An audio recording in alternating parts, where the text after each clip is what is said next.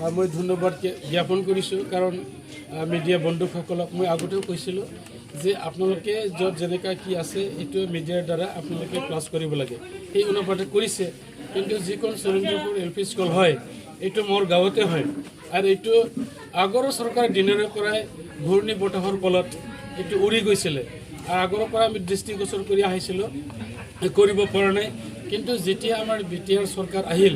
প্ৰমোদ বড়ো ডাঙৰীৰ নেতৃত্ব চৰকাৰ আহিল তেতিয়া আশাৰ লগে লগে যেতিয়া জাৰাগুৰিত আহিছিলে তেখেতে আমাক কথা দিছে যে এইটো সোনকালে মেৰামতি কৰা হ'ব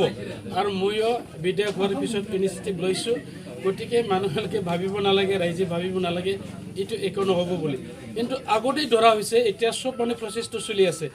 জাষ্ট মানে তাৰ কাৰণে স্কিমটো ওলাবৰ বাকী আছে যিখিনি কৰণীয় কাম আছে অলৰেডি ছাবমিট কৰা হৈছে এইটো হ'ব তাৰপিছত ইয়াত এটা কথা ওলাইছে যে বৰ্তমান যিটো ক্লাছ মানে চলাই আছে এইটো অতিকৈ মানে জৰাজীৰ্ণ অৱস্থা তেনেকুৱা নহয় আমাৰতো ষ্টুডেণ্ট বেছি নহয় তেনেকুৱাকৈ 25 পৰা 30 ষ্টুডেণ্ট আছে দুজন শিক্ষক তাক চলাই মানে তাক চলাবৰ পৰা আমাৰ কেপাচিটি আছে তাৰ কাৰণে আমি ভাবিছোঁ পলমকৈ হ'লেও যাতে ভাল এটা এইটো মেৰামতি হৈ যায় কাৰণ এইটো সম্পূৰ্ণ বিধ্বস্ত নহ'লেও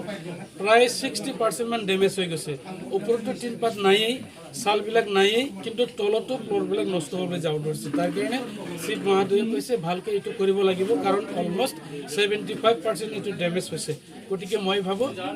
এইটো এইবাৰেই হ'ব অলৰেডি ছাবমিট কৰা হৈছে এষ্টিমেটবিলাক জাষ্ট এইটো এমাউণ্টটো ডিক্লেয়াৰ কৰিব লাগে এইটো আহিব লাগে এইবাৰতে কামটো হ'ব আৰু ঠিক তেনেকুৱাকৈ বহুত জেগা হয়তো থাকিব পাৰে আপোনালোকে আমাক মানে অৱগত কৰাওক আমি যিমান পাৰোঁ চেষ্টা চলাই আছোঁ গতিকে মই ভাবোঁ আমাৰ মিডিয়া বন্ধুসকলৰ দ্বাৰাই বহুতো কাম কাজবিলাক মানে প্ৰকাশত আহিব আৰু এইটোক লৈয়ে মই বিধায়ক বা আমাৰ চৰকাৰে এইটো নিশ্চয় মানে দেখি পেলাই কামটো কৰিব গতিকে আপোনালোকলৈ ধন্যবাদ থাকিল আৰু ইয়াৰ ক্ষেত্ৰত মই ভাবোঁ বিভিন্ন 28 নম্বৰ গোসাইগাঁও সমষ্টি হিচাপে আৰু চবে জ্ঞাত মানে চবে মোক কৈ আছে যে বেছিকৈ যদি কাঠৰ দলং আছে আমাৰ 28 নম্বৰ সমষ্টিটি আছে সেইদিনা মানে ভাঙি গ'ল সেইটো অলৰেডি চিফ ছাৰে ধৰি দিয়াই হ'ল মানে এইটো কৰিব গতিকে তেনেকুৱাকৈ বহুত কাঠৰ দলং আছে আকৌ ষ্টেট গভৰ্ণমেণ্টতো মই বহুতো তেনেকুৱাকৈ কৰিবৰ কাৰণে মই টানি অনুৰোধ জনাইছোঁ আৰু ইয়াৰে ভিতৰত 6-7টামান অলৰেডি ওলাই গৈছে আৰু বহুতো আছে এইবিলাকৰ কাৰণে ছাৰ্ভেটো চলি আছে গতিকে মই ভাবোঁ ইমান বছৰৰ জৰাজীৰ্ণ অৱস্থাবিলাকক মানে আমি 2-1 বছৰতে সম্পূৰ্ণ কৰাটো অসম্ভৱ গতিকে আমাৰ চৰকাৰখনে নিশ্চয় এইবিলাকক ফুলফিল কৰিব পাৰিব মোৰ বিশ্বাস আছে কাৰণ